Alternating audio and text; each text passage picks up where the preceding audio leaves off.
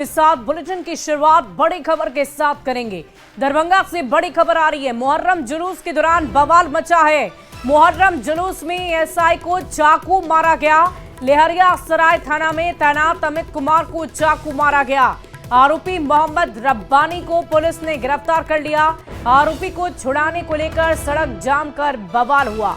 Police प्रशासन ने जाम को हटाया है। बड़ी खबर दरभंगा से आपको बता रहे हैं, जहां मुहर्रम जुलूस के दौरान बवाल मच गया है। मुहर्रम जुलूस में एएसआई को चाकू मारा गया है। लेहरिया सराय थाना में तैनात है अमित कुमार, जिसे चाकू मारा गया।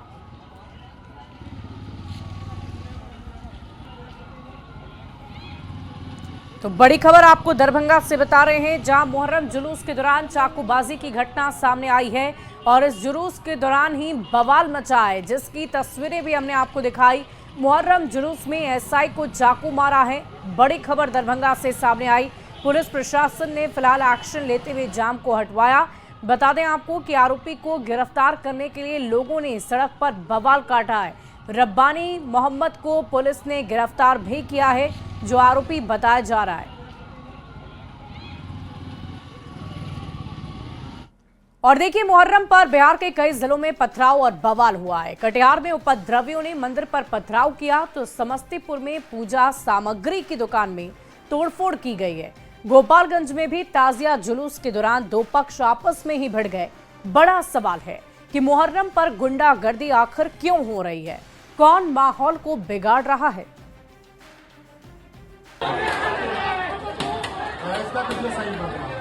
हाथों में लाठी डंडा और तलवार, बीच सड़क पर गुंडागर्दी, पत्थर बरसा रहे इन लोगों को देखकर आप खौफ में आ जाएंगे।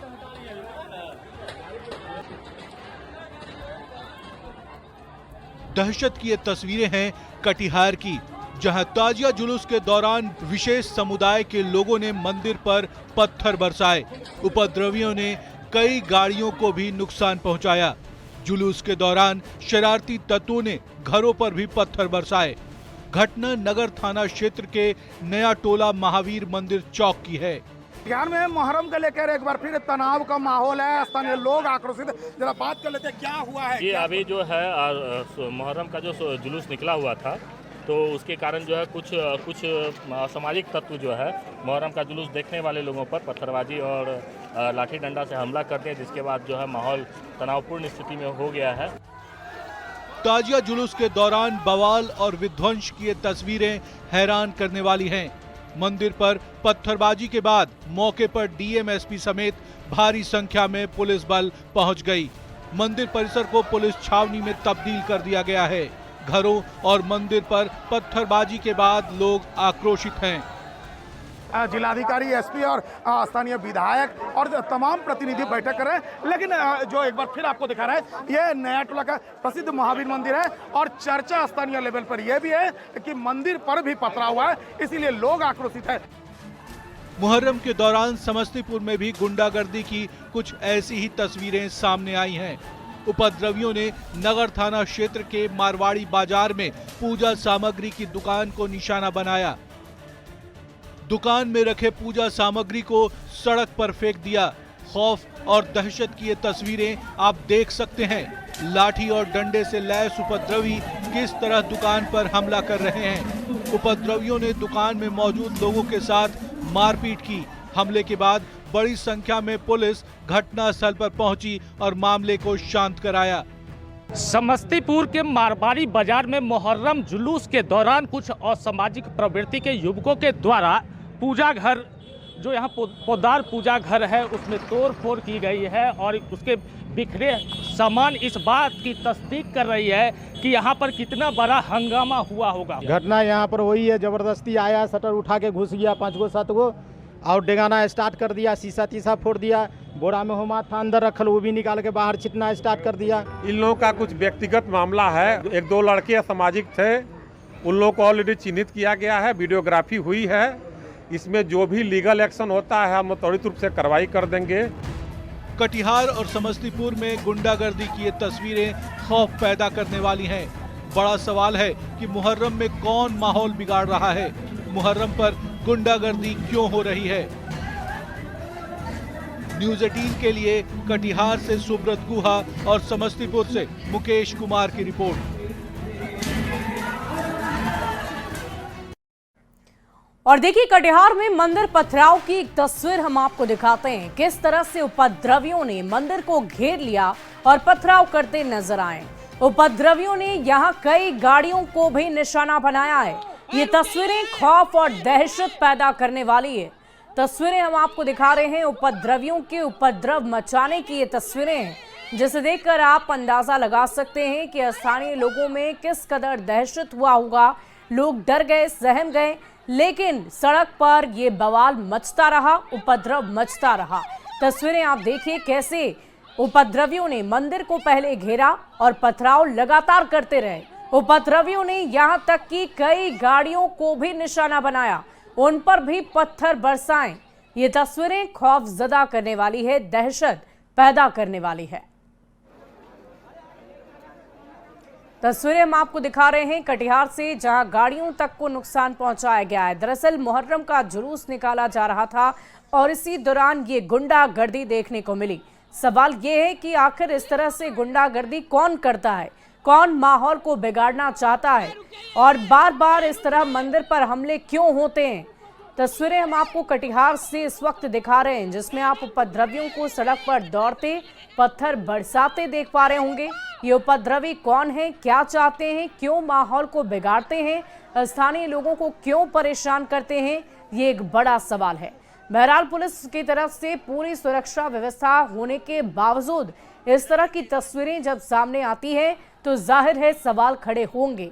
और ये तस्वीरें हम आपको कटिहार से इस वक्त दिखा रहे हैं, जहां मुहर्रम पर बवाल मचा हुआ है, गुंडागर्दी हो रही है। सवाल यही है कि जब एक खास समुदाय का ये पर्व है तो आखिर इस पर्व में क्यों लोग गुंडागर्दी पर उतर आते हैं। बार बार इस तरह से माहौल को बिगाड़ने की कोशिश कौन करता है, क्यों करता है, ये भी एक बड़ा सवाल है। तस्वीरें हम आपको कटिहार की एक जगह पर दिखा रहे हैं, जहां लोगों ने मंदिर को पहले घेरा है, उस पर पत्थर बरसाए हैं, स्थानीय लोगों पर पत्थर बरसाए हैं और गुंडागर्दी लोगों की सड़कों पर नजर आई है। जो तस्वीरें इस वक्त आप अपनी टीवी स्क्रीन पर देख पा रहे होंगे, कटिहार से ये तस्वीरें सामने आई है। और देखिए, बिहार में सिर्फ एक जगह नहीं बल्कि कई जिलों में इस तरह की तस्वीरें देखने को मिली, जहां मुहर्रम के जुलूस के दौरान बवाल मचा है। उपद्रवियों ने उपद्रव मचाने की कोशिश की है। कहीं पूजा के दुकान की सामग्री को सड़कों पर बिखेर दिया गया, कहीं पूजा के सामान के दुकान पर ही हमले किए गए, वहां पर सारे सामान को बिखराया गया, तोड़ा फोड़ा गया और कहीं तो मंदिर पर ही पथराव हुए हैं, जहां की तस्वीरें भी हम आपको दिखा रहे हैं। सड़कों पर कैसे लोग उपद्रव कर रहे हैं वो तस्वीरें आप देखिए और समझिए कि आखिर क्यों इस कदर लोग गुंडागर्दी पर उतर आते हैं, उपद्रव मचाने पर उतर आते हैं। जब त्योहार है तो इसे सौहार्द और शांतिपूर्वक क्यों नहीं मनाया जाता। लेकिन ये तस्वीरें बार बार सिर्फ एक ही सवाल पैदा करती हैं कि आखिर कौन माहौल को बिगाड़ने की कोशिश कर रहा है। का पर्व है और सभी दिन का जुलूस मुहर्रम का शांतिपूर्ण तरीके से कटिहार शहरी क्षेत्र में निकला है। एक जगह पर कुछ उपद्रवी तत्वों ने कुछ न्यूसेंस किया है, उसका हम सभी लोग संज्ञान लिए और वहाँ पे हम लोग कड़ी कार्रवाई करेंगे। और जितने भी स्थानीय लोग हैं उनके साथ हम लोग बैठक किए और उनको भी आश्वस्त किए हैं जो भी घटना किसी भी जगह पे हुआ उस पर हम लोग कड़ी से कड़ी कार्रवाई करेंगे। घटना स्थल पे लेकिन किसी भी तरह का कोई भी अनावश्यक हुजूम, भीड़ इत्यादि इकट्ठा नहीं करें। और अन्य सभी जगह पे भी जहाँ कहीं भी किसी प्रकार का न्यूसेंस कोई भी फैलाएगा, अफवाह फैलाएगा या अफवाह फैलाकर विभिन्न प्रकार के वीडियो को सर्कुलेट करने की कोशिश करेगा, उन सभी पे भी हम लोग कड़ी कार्रवाई करें। अचानक निर्दोष और जो दर्शक के रूप में मोहल्ले के लोग खड़े थे, उन पर बिना कारण हमला किया और पत्थरबाजी की, जो घोर निंदनीय है। घटना की जानकारी मिलते ही मैं वहां पहुंचा हूं। मैंने शांति व्यवस्था बनाए रखने की अपील की है, क्योंकि और मुहर्रम पर हो रही गुंडागर्दी पर बिहार की सियासत भी गर्मा गई है। जेडीयू और बीजेपी ने कहा है कि माहौल बिगाड़ने वालों को बख्शा नहीं जाएगा। तो आरजेडी और कांग्रेस ने यह आरोप लगाया कि बिहार में स्थिति अराजकता वाली हो गई है।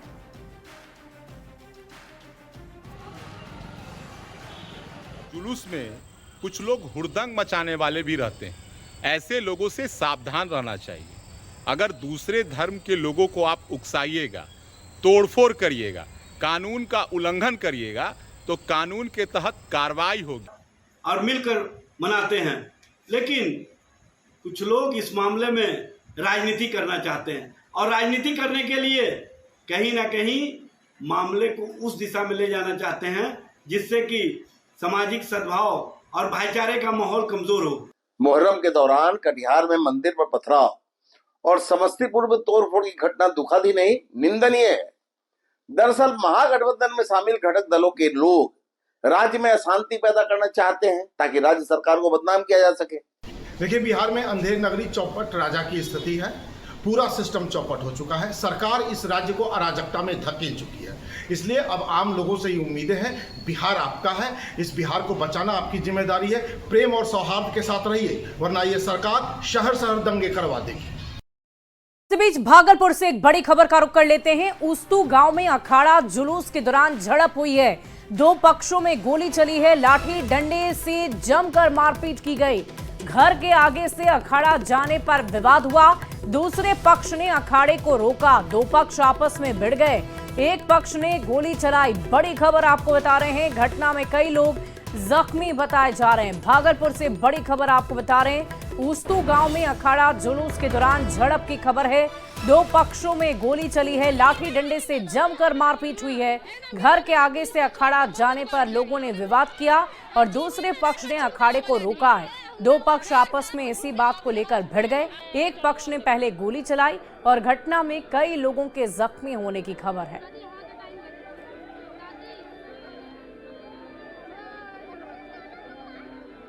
तो घर के आगे से अखाड़े को जाने से रोका जा रहा था, जिसको लेकर दो पक्षों में विवाद हो गया और उसके बाद जो कुछ भी हुआ उसकी तस्वीरें हम आपको आपकी टीवी स्क्रीन पर दिखा रहे हैं। लोगों के हाथों में जो लाठी डंडे हैं वो इस बात की तस्दीक कर रहे हैं कि कैसे लोग गुंडागर्दी पर उतर आते हैं। जब भी इस तरह के जुलूस निकाले जाते हैं तो आखिर क्यों दो पक्ष में विवाद हो जाता है, क्यों शांतिपूर्वक त्योहार नहीं पूरा किया जा सकता है। और ये तस्वीरें बार बार ये दिखा रही है, बता रही है कि लोग अराजकता की स्थिति खुद ही बनाते हैं और खुद ही गोली चलाना और लोगों को परेशान करना, उन्हें जख्मी करना, ये सारी कोशिश उन लोगों की तरफ से की जाती है जो उपद्रव मचाना चाहते हैं और उसमें सफल भी हो जाते हैं।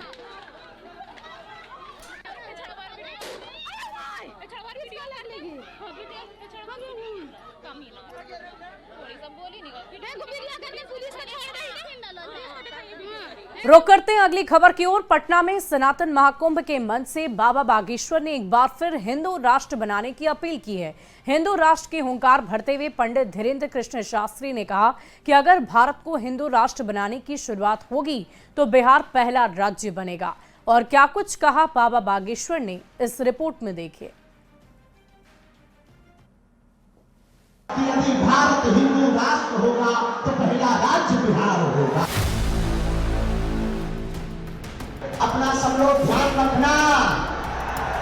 पटना के ऐतिहासिक गांधी मैदान में सनातन महाकुंभ के मंच से बाबा बागेश्वर ने हिंदू राष्ट्र के पक्ष में एक बार फिर से आवाज बुलंद की और हिंदू राष्ट्र की हुंकार भरी। पंडित धीरेन्द्र कृष्ण शास्त्री ने कहा कि हम राजनीति नहीं बल्कि राम नीति के चक्कर में पटना आए हैं और अगर भारत हिंदू राष्ट्र बनेगा तो पहला राज्य बिहार होगा। बाबा बागेश्वर ने अपने वही पुराने अंदाज में समर्थकों को बिहार के पागलों कहकर संबोधित किया और हिंदू राष्ट्र के समर्थन में नारे लगवाए। बिहार की यह भूमि जहां किशोरी जी प्रकट हुई, बिहार की ये भूमि जहां हमारा भरोसा है कि यदि भारत हिंदू राष्ट्र होगा तो पहला राज्य बिहार होगा। बाबा बागेश्वर यही नहीं रुके। देश के कई अलग अलग राज्यों में जारी भाषा विवाद और क्षेत्रवाद पर भी लोगों से अपील की। उन्होंने कहा कि न तो हिंदुओं को कटने देना है, न उन्हें बंटने देना है। भाषा और जात पात में बिल्कुल नहीं बंटने देना। देश में कुछ ताकतें गजवाए हिंद बनाना चाहती हैं, लेकिन हमारा सपना है कि भगवाए हिंद होना चाहिए। तो इस देश को बहुत सी ताकतें गजवाए हिंद बनाना चाहती हैं और बिहार के पागलों, हमारा एक ही सपना है, भगवाए हिंद होना चाहिए। बिहार में इसी साल विधानसभा का चुनाव है। बाबा बागेश्वर ने कहा कि चुनाव के बाद बिहार में पदयात्रा करूंगा ताकि सनातन को जोड़ पाऊं। सनातन महाकुंभ के मंच पर मौजूद जगत गुरु रामानंदाचार्य और स्वामी रामभद्राचार्य ने भी कहा कि हिंदू विरोधी को देश में राज नहीं करने देंगे। भारत में वही राज करेगा जो वंदे मातरम कहेगा। जिसको वंदे मातरम कहना है, भारत पर राज्य वही करेगा। अब ये नहीं चलेगा कितना बांटोगे। इससे पहले तरेत मठ में भी बाबा बागेश्वर ने भारत को हिंदू राष्ट्र बनाने की मांग की थी। बाबा बागेश्वर ने हर मकान में ध्वजा और हर माथे पर तिलक का सपना देखा है। उन्होंने कहा बिहार से उनका आत्मीय नाता है और वो बिहार का कर्जा जीवन भर नहीं भूल सकते। पटना संवाददाता विनीता मिश्रा के साथ ब्यूरो रिपोर्ट न्यूज़ 18। और इधर चिराग पासवान ने एक बार फिर ऐलान कर दिया है कि वो बिहार विधानसभा का चुनाव लड़ेंगे। छपरा में नव संकल्प सभा के जरिए शक्ति प्रदर्शन करते हुए चिराग ने एक बड़ा ऐलान किया। चिराग के इस ऐलान के बाद सियासत गर्म हो गई है। मैं ये कहने जाता हूं कि हाँ, मैं चुनाव लड़ूंगा। केंद्रीय मंत्री चिराग पासवान ने एक बार फिर साफ कर दिया है कि वो बिहार विधानसभा का चुनाव लड़ने जा रहे हैं। आरा और नालंदा के बाद चिराग पासवान ने छपरा में शक्ति प्रदर्शन किया। छपरा में 9 संकल्प सभा को संबोधित करते हुए चिराग ने बड़ा ऐलान कर दिया। चिराग ने कहा कि हाँ, मैं विधानसभा चुनाव लड़ूंगा। तो जब ये लोग ये सवाल पूछते हैं कि क्या चिराग पासवान विधानसभा का चुनाव लड़ेगा, तो आज सारण की इस पावन धरती से आप सबके सामने मैं ये कहने जाता हूँ कि हाँ, मैं चुनाव लड़ूंगा। चिराग के इस ऐलान के बाद बिहार की सियासत सुलग गई है। चिराग के ऐलान का एनडीए ने स्वागत किया तो महागठबंधन चुटकी ले रहा है। देखिए, चिराग जी को तो 2020 में ही चुनाव लड़ लेना था विधानसभा, लेकिन चलिए अभी अगर लड़ना चाहते हैं तो लड़े, स्वागत है। लेकिन दलित समाज के बीच उन्हें यह स्पष्ट करना होगा कि वो भाजपा के गुलाम नहीं है, आरएसएस का गुलाम नहीं है। तो बिहार के लिए आपने मंत्रालय के माध्यम से कौन सी सेवा दी है और कौन से कार्य किए हैं, यह स्पष्ट कीजिए। और दूसरे, आप जब चुनाव लड़ना चाहते हैं तो चुनाव लड़िए, लेकिन जिस तरह से प्रधानमंत्री जी के सामने नीतीश कुमार जी से आपकी गर्मा गर्म बहस हुई थी, उन बातों को भी स्पष्ट कर दीजिए। एनडीए को निश्चित तौर पर उनके चुनाव लड़ने से फायदा होगा। चिराग पासवान बिहार के एक बड़े नेता हैं, अपने पार्टी के एक बड़े चेहरा हैं। यकीनन जब कोई बड़ा नेता, बड़ा चेहरा विधानसभा का चुनाव लड़ेगा तो आसपास की सभी सीटों पर उसका फायदा होता है। हमें तो जानकारी नहीं है, लेकिन स्वागत है। हमारी एनडीए घटक दल के जो भी लीडर है बिहार में मजबूती करने के लिए वो आ रहे हैं। माननीय मुख्यमंत्री नीतीश कुमार जी के नेतृत्व में 2025 दूसरे 25 फिर से नीतीश, उनमें सब लोग सहयोग कर रहे हैं। चिराग के बार बार विधानसभा चुनाव लड़ने के ऐलान से बिहार की सियासत गरमाई हुई है। हालांकि चिराग ने ये साफ किया है कि 2025 का चुनाव एनडीए नीतीश के नेतृत्व में लड़ेगा। लेकिन चिराग के ऐलान से कई सियासी सवाल खड़े हो रहे हैं। न्यूज़ 18 के लिए छपरा से संतोष गुप्ता और पटना से आनंद अमृतराज की रिपोर्ट।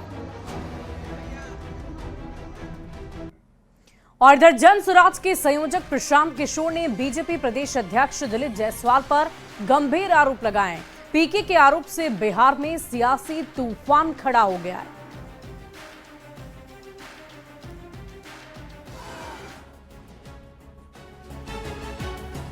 चुनावी साल में प्रशांत किशोर के आरोप का सिलसिला जारी है। अब पीके ने बिहार बीजेपी अध्यक्ष दिलीप जायसवाल पर सनसनीखेज आरोप लगाए हैं। पीके ने कहा कि दिलीप जायसवाल ने गलत तरीके से मेडिकल कॉलेज पर कब्जा कर लिया है। पीके ने दिलीप जायसवाल के सिख अल्पसंख्यक एमजीएम मेडिकल कॉलेज किशनगंज के डायरेक्टर बनने पर भी सवाल उठाया। पीके ने कहा जिस कॉलेज में क्लर्क थे उसके डायरेक्टर जायसवाल कैसे बन गए। प्रशांत किशोर ने यह भी दावा कर दिया कि 50 से ज्यादा नेताओं के बेटे बेटियां उनके कॉलेज में पढ़ाई कर डॉक्टर बन गए। जो आदमी क्लर्क से बढ़ते बढ़ते अब भाजपा का यहाँ का अध्यक्ष बन गया, ये कैसे संभव है? 50 से ज्यादा अलग अलग पॉलिटिकल परिवार के लोग, उनके बच्चे उनके परिवार के सदस्य बिना किसी एडमिशन टेस्ट के मैनेजमेंट कोटा से इस कॉलेज में उन्होंने एडमिशन लिया, वहां से मेडिकल की उनको डिग्री मिल गई और वो सब दिलीप जायसवाल को बचाने और मदद करने में लगे रहे। दिलीप जायसवाल पर प्रशांत किशोर के आरोप के बाद बिहार की सियासत सुलग गई है। जेडीयू ने इन आरोपों को बेबुनियाद बताया तो आरजेडी ने पीके के आरोप पर हाँ में हाँ मिलाई। प्रशांत किशोर जी और उनकी पार्टी राजनीतिक रूप से दिवालिए है, इसीलिए एनडीए नेताओं के खिलाफ अनाप शनाप बयान देते रहते हैं। और अगर ये एनडीए के नेताओं के खिलाफ बयान नहीं देंगे तो मीडिया का और लोगों का अटेंशन कहां से मिलेगा। आज भारतीय जनता पार्टी के बी टीम पंडित प्रशांत किशोर ने सवाल उठाया कि डायरेक्टर जो है गलत तरीके से बना है, माइनॉरिटी के कॉलेज को हड़पा है, जो वहां काम करते थे स्टाफ के रूप में वो मालिक बन गए, डायरेक्टर बन गए। ये बात तो हम लोग पहले भी कहे हैं। चुनावी साल में सियासी आरोप प्रत्यारोप का दौर जारी है। माता गुजरी मेमोरियल मेडिकल कॉलेज को लेकर पीके ने दिलीप जायसवाल पर बड़े आरोप लगाए हैं। प्रशांत किशोर के इस आरोप से सियासी तूफान खड़ा हो गया है। न्यूज 18 के लिए पटना से आनंद अमृतराज की रिपोर्ट। बढ़ते अगली खबर की ओर। पटना के गांधी मैदान क्षेत्र में दिवंगत कारोबारी गोपाल खेमका की अंतिम यात्रा निकाली गई, जिसमें भारी संख्या में कारोबारी वर्ग के लोग शामिल हुए। ट्विन टावर के पास से निकली शव यात्रा के दौरान सुरक्षा के कड़े इंतजाम किए गए थे।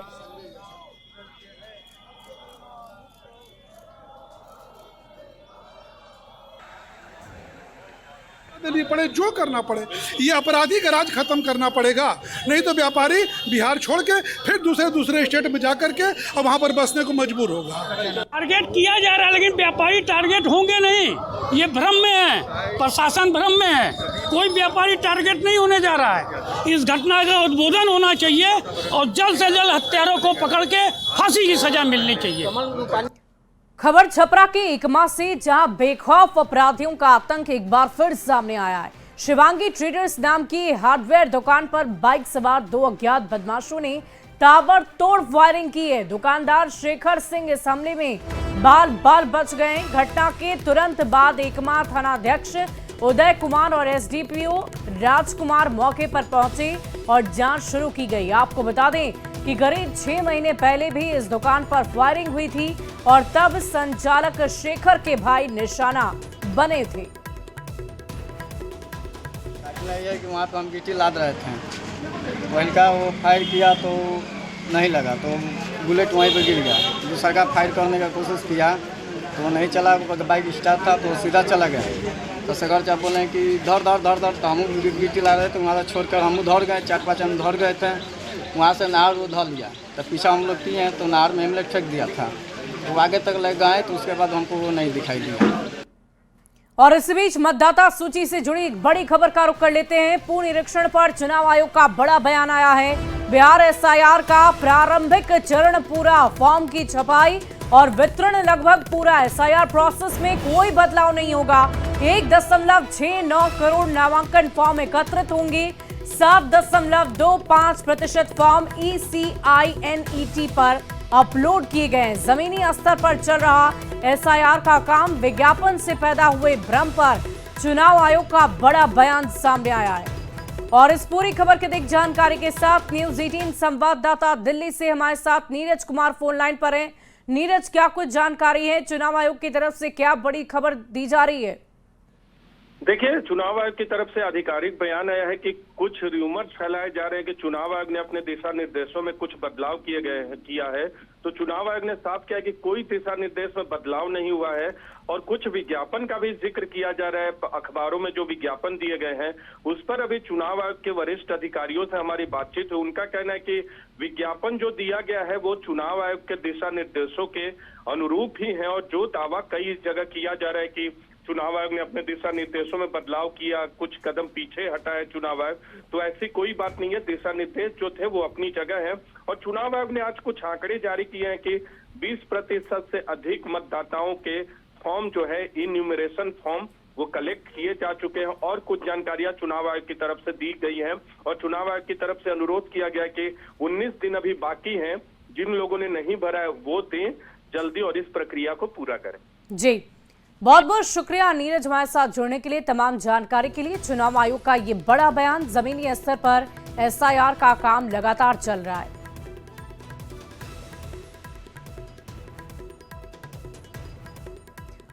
बढ़ते आगे, सिवान के उत्क्रमित उर्दू स्कूल तरवारा में एक शिक्षक का हाई वोल्टेज ड्रामा सामने आया है, जिसका वीडियो सोशल मीडिया पर बहुत तेजी से वायरल हो रहा है। वीडियो में शिक्षक स्कूल की छत पर बैठकर हंगामा करते नजर आ रहा है। बताया जा रहा है कि ये शिक्षक सह BLO विशेष पूर्ण निरीक्षण के कार्य से नाम हटवाने के दबाव में ये कदम उठा रहा था। स्कूल में मौजूद अन्य शिक्षक समझा बुझाकर नीचे उतारने की कोशिश करते रहे, लेकिन कुछ देर बाद शिक्षक नीचे उतर आया। हालांकि वायरल वीडियो की पुष्टि न्यूज़ 18 नहीं करता है।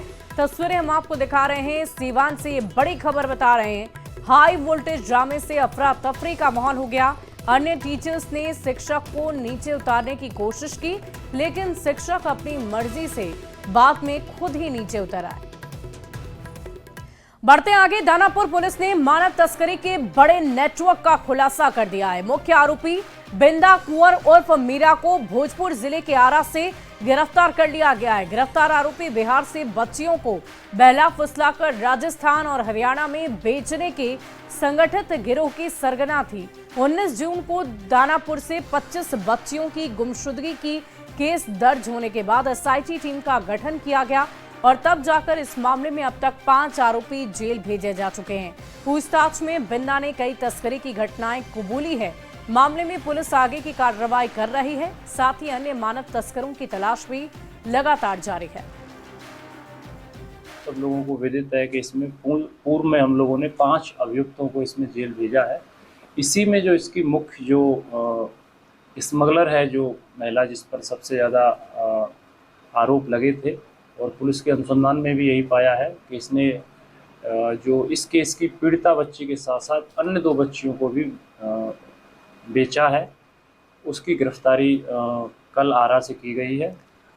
बढ़ते अगली खबर की ओर, मुजफ्फरपुर के मोतीपुर थाना क्षेत्र में ANTF और स्थानीय पुलिस ने संयुक्त कार्रवाई की है। इस कार्रवाई में मादक पदार्थ तस्कर गिरफ्तार हो गया है। गुप्त